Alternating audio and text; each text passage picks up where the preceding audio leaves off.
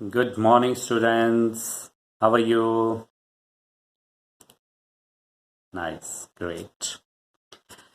Today we are going to discuss the chapter Landscape of the Soul by Nathalie Troveroy. तो ये जो landscape of the soul जो chapter है, इसमें basically जो है दो तरह की जो कल्चर है, ठीक है, पेंटिंग है, उनका कंपैरिजन किया गया हुआ है। ठीक है, तो एक है यूरोपियन और दूसरी है एशियन। तो दोनों के बीच में क्या डिफरेंस है, we are going to discuss about that. Okay, तो लेट अस स्टार्ट। तो ये जो चैप्टर है, इसमें बेसिकली जो यूरोपियन और एशियन स्टाइल ऑफ पेंटिंग है, उनका कंपैरिजन किया गया है। और कंपैरिजन करते हुए जो ऑथर है नथाली ट्रोवेरॉय, वो ये कहते हैं कि जो यूरोपियन आर्टिस्ट है, वो बेसिकली फिगरेटिव पेंटिंग को एक तरह से पेंट करता है। फिगरेटिव पेंटिंग, जैसे कि कोई चीज दिखाई देती है, फिगरेटिव का मतलब होगा फिगर की तरह। जैसे अगर आप दिखाई दे रहे हैं एज इट इज, अगर कोई मक्खी है तो मक्खी की तरह ही दिखाई देगा, वो बिल्कुल एज इट इज, उसके पंख, चाहे छोटी से छोटी चीज। ठीक है, लेकिन इसमें जो है क्या हो जाता है, एक इल्यूजनिस्टिक लाइकनेस ऑफ रियलिटी पैदा हो जाती है। ऐसा लगता है जो यूरोपियन पेंटिंग है, कि अगर जो पेंटिंग भी है तो हमारे को ये लगेगा ये जो है बिल्कुल रियल है, ऐसा नहीं लगेगा कि ये पेंटिंग है। लेकिन जो एशियन आर्टिस्ट है, वो जो है इनर लाइफ को रिफ्लेक्ट करता है और स्पिरिट को रिफ्लेक्ट करता है कि भाई आत्मा का सार क्या है। ठीक है, वो जो है आउटर इमेजेस को इतने अच्छे से नहीं शो करता, लेकिन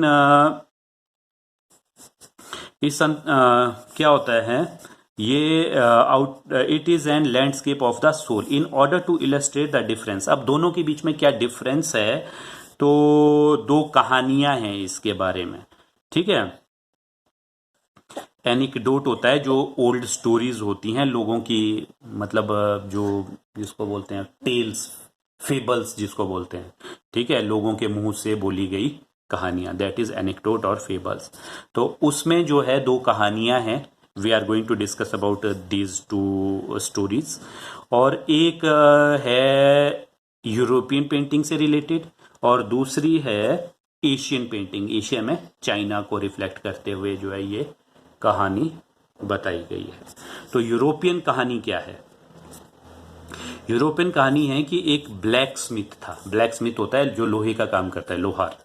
ठीक है, there was a blacksmith named Quinten in the 15th century Antwerp, Belgium. Belgium में जो है एक ब्लैक स्मिथ था जिसका नाम था Quinton. He fail in love with the painters daughter. उसको एक जो है पेंटर की डॉटर से जो है प्रेम हो गया।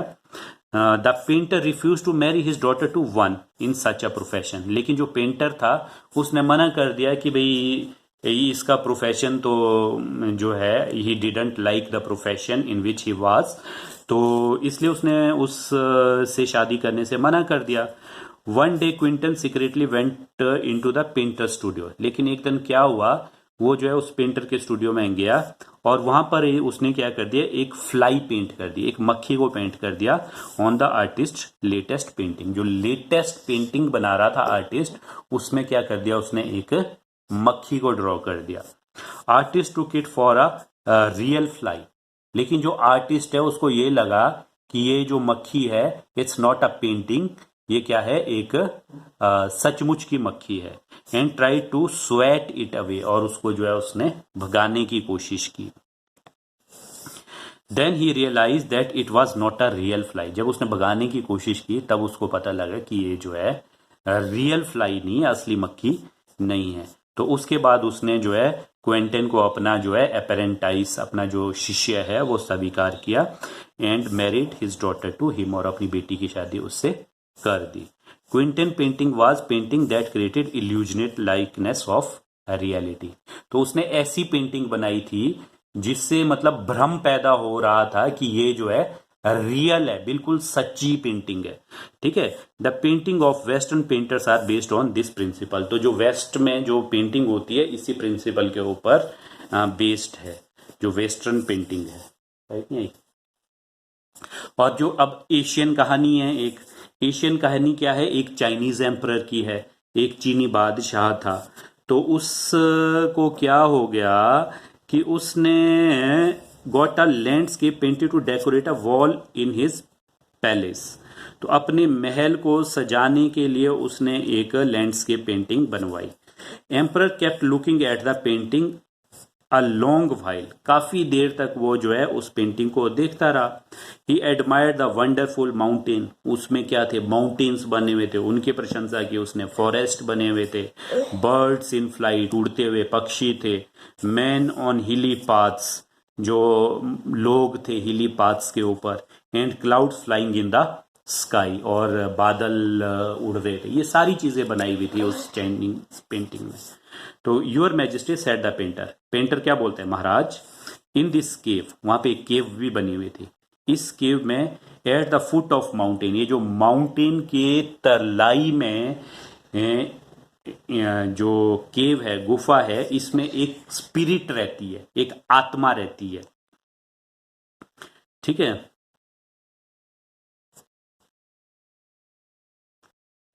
द इनसाइड इज स्प्लेंडेड, और इसका जो अंदर वाला भाग है, जो गुफा बनाई है, इसका जो इंटीरियर है वो बहुत सुंदर है। Beyond anything words can convey, और उन्हें जो है शब्दों में बखान नहीं किया जा सकता। Please let me show the way, तो मैं आपको जो है रास्ता दिखाता हूं। The painter created the cave, the painter entered the cave, तो पेंटर उस गुफा में एंटर हो गया।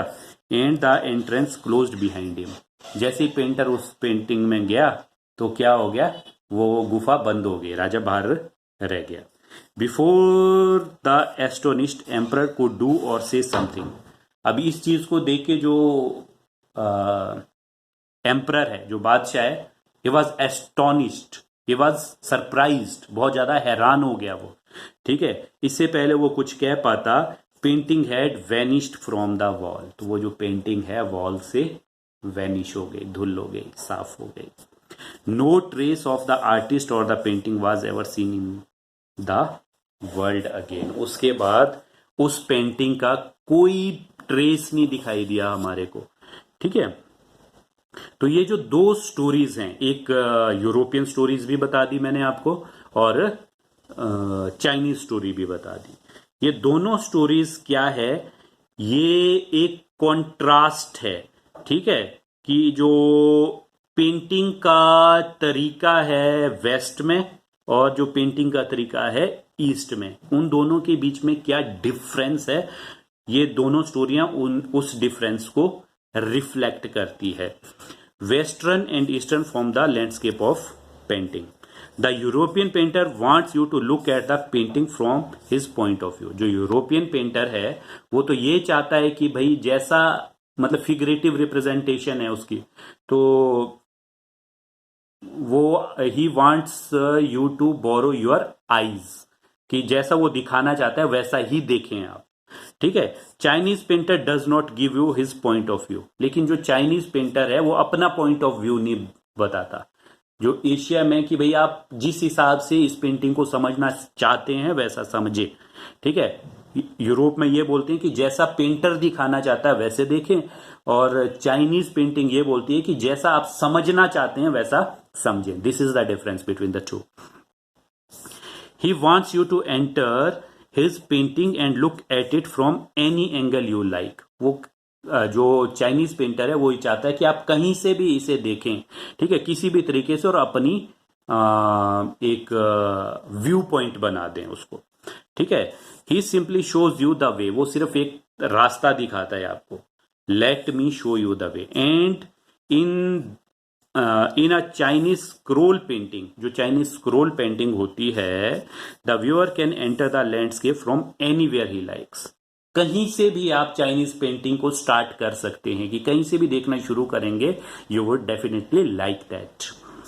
And travel any way he likes, और जहां भी जाना चाहते हैं वहां जाएंगे। It has it a dimension of time and space, इसमें जो है टाइम और स्पेस का जो है डायमेंशन देखने को मिलता है, कि भाई इसमें टाइम को भी रिफ्लेक्ट किया है, स्पेस को भी, और उसको आपस में कोरिलेट किया, कनेक्ट किया गया है। We can notice 3 elements in a Chinese landscape. तो जो चाइनीज लैंडस्केप है उसमें हमारे को 3 चीजें दिखाई देती हैं।